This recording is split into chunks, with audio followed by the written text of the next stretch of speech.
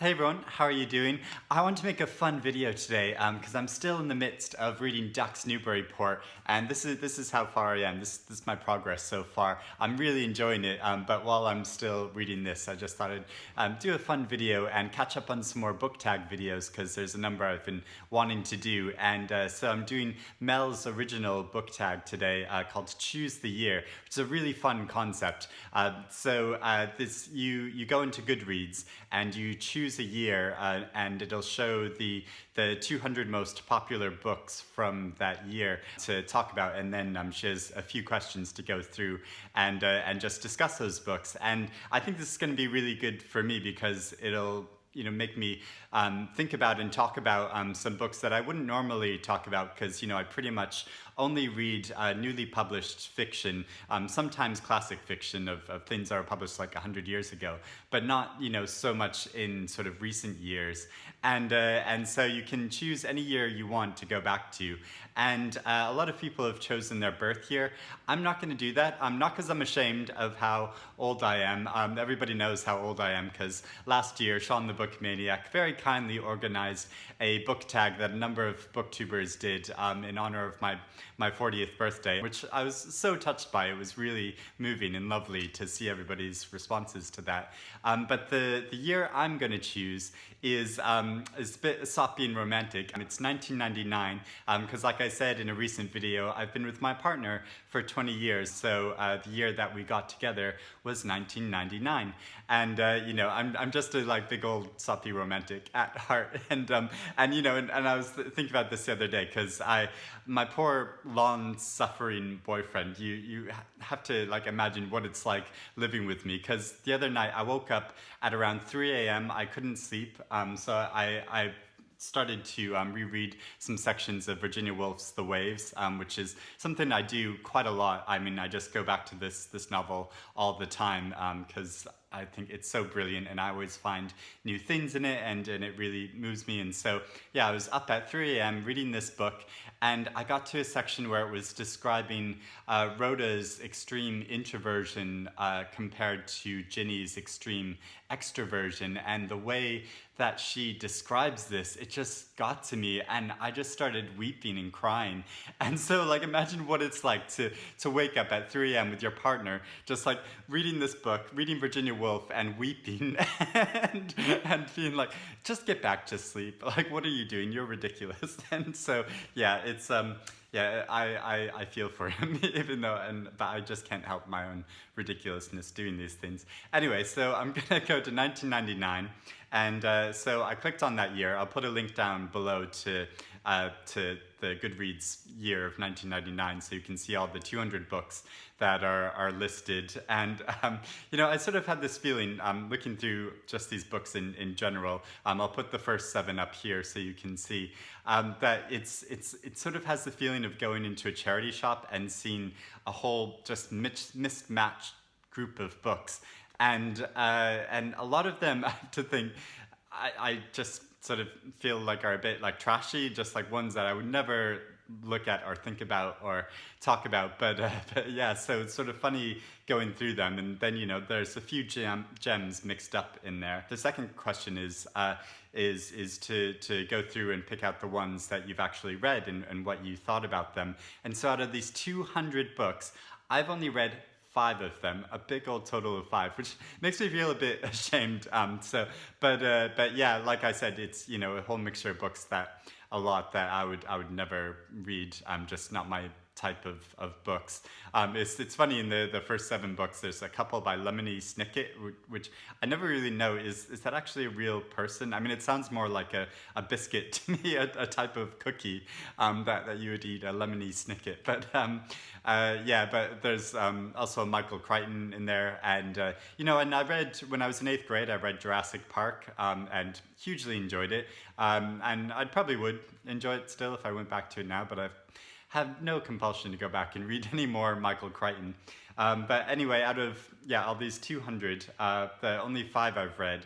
There's one by called Survivor by Chuck Palahniuk, which I'm almost certain I read. I've read a few Chuck Palahniuk novels, but I remember nothing about it. They sort of meld together to me, just as sort of a whole group of really disturbing things that are happening. I mean, I really enjoyed them in the time when, in my early 20s, I read, a few of them, and I liked how he was pushing the limits. I sort of wonder if I went back and read him now, how good I think he was, but I don't know. We'll see. So then the next one that I've read from the list is Disgrace by J.M. Coetzee.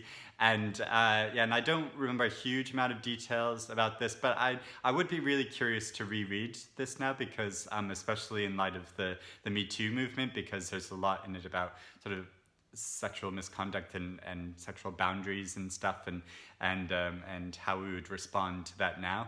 The next one is From Hell by Alan Moore, which I read, I think, about 10 years ago or so, and brilliant. I loved it. And actually recently, when I asked for some suggestions for more literary graphic novels, a few people suggested this, and I have read it before, and I've read a few things by Alan Moore, and I think, yeah, he's brilliant. His social commentary combined with this very strong visual imagery, I think is just great, and yeah, so I would like to read more by him. Then the next one is, so in the first grouping there was, like, I think the third Harry Potter novel, and then also in the 200 best books there's a grouping of the collection of the first four Harry Potter novels. Now, I've only read the very first Harry Potter novel. I've not read any others. I thought it was fine. I read it when it's the big hoopla about it, but I read it maybe, I don't know, 16 years ago, but I thought it was fine. I can't even remember what it's called. Is it like the dragons, the compass? No, this students, the philosopher's chalice or something like that. I don't know, but I can't remember. But yeah, I don't know. Everybody told me the books got better as they went along, but I just never got around to reading any of the other ones. I watched all the movies, so that's fine. And then finally, the fifth one I've read from the list is Close Range by Annie Proulx. And I think I read this before, because it's a short story collection. I think I read this before the film of Brokeback Mountain came out, and everybody fell in love with I fell in love with Brokeback Mountain too. But yeah, I really enjoyed her writing. I don't know if I distinctly remember many of the stories from this, but she's a very atmospheric writer, has a really interesting perspective on the psychology of her characters, and and like I said recently, I'd like to read her big long novel Barkskins, although there's been some very mixed responses to that, but yeah, I would like to read more by Annie Proulx, because I think she's great. So then the third question is, are there any books published in that year that sound interesting and you would like to read them now? And so yeah, like I said, a lot of books that I think look quite trashy to me, and so yeah, I just don't really have much interest in reading a lot of them, although there are several that I would like to read. So there's a novel by Jhumpa Lahiri called Interpreter of Maladies, which I've never read. I've read her novel The Lowland. I think that's the only novel of hers I've read, but she's a great writer. Everybody knows this, and so I'd like to read more by her.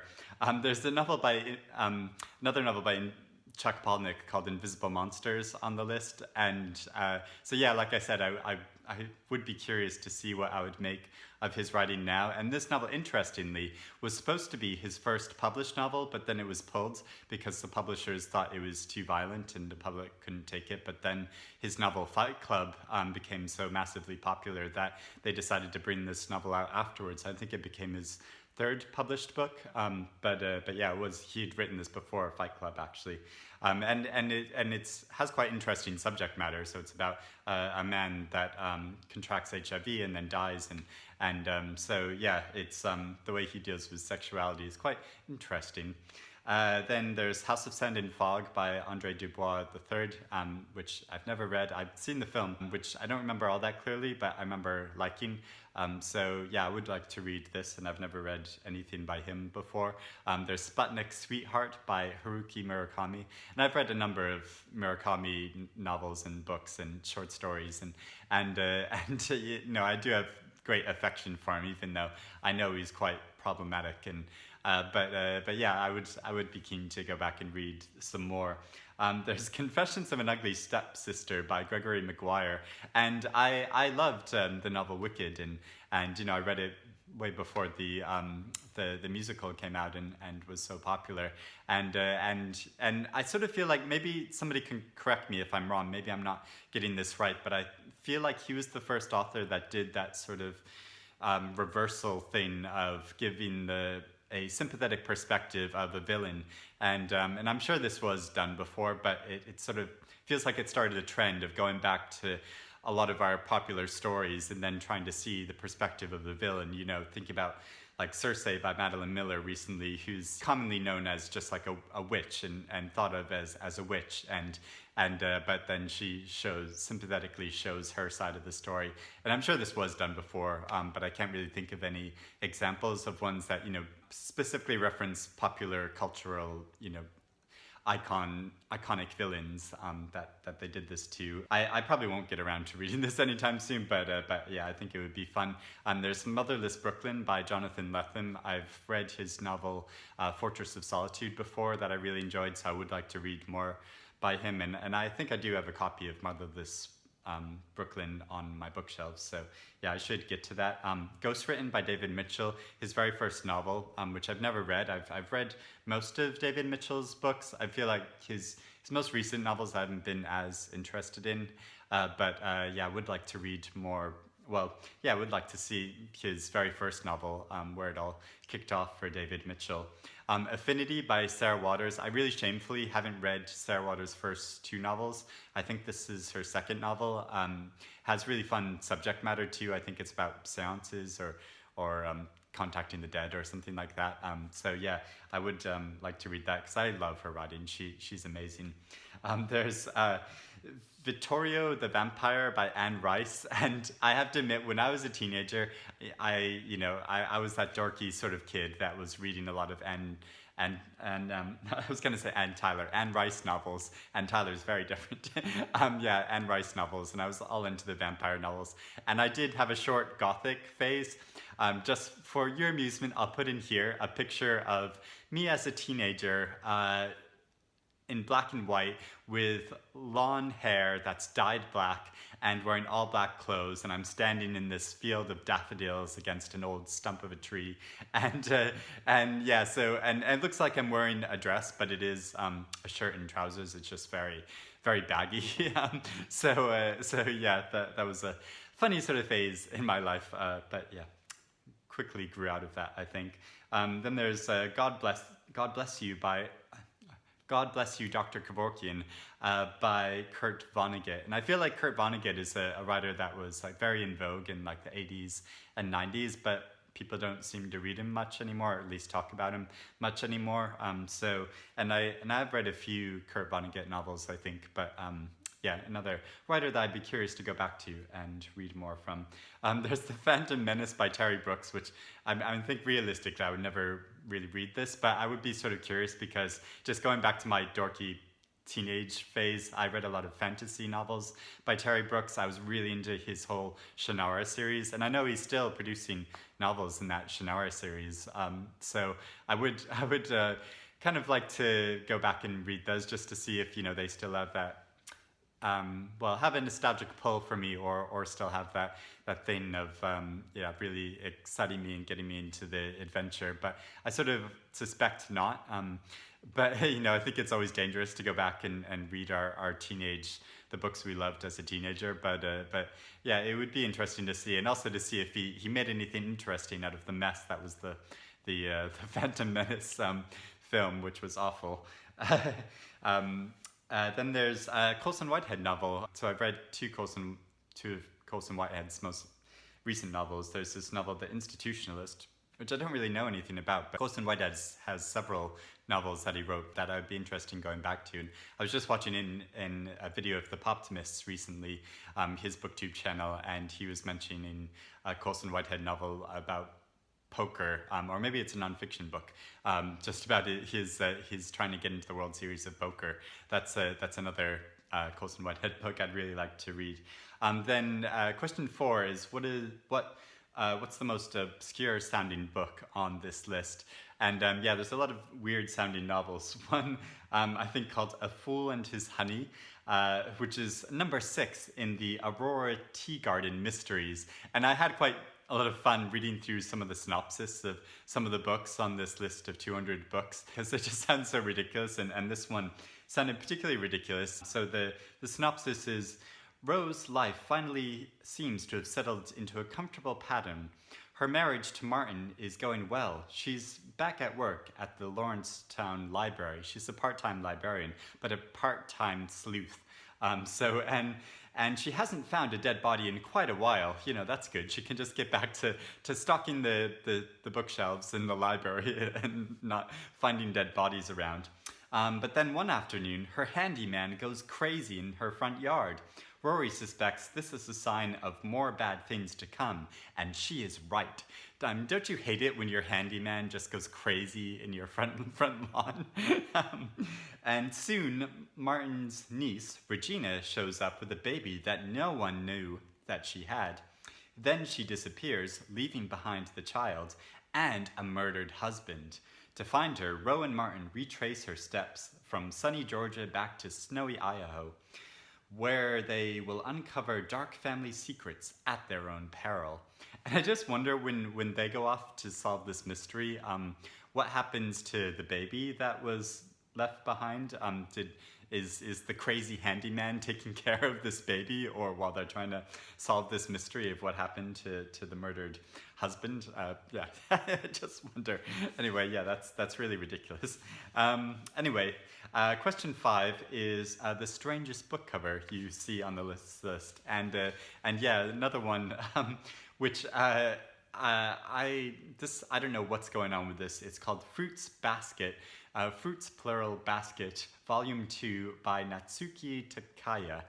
This is a manga novel, and yeah, so I don't know what's happening with this. There's some floating zodiac signs around a person.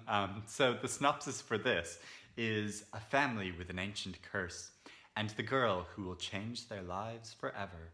Ever since Toru Honda discovered the zodiac secret of the Soma clan, her eyes have opened to a world of magic and wonder.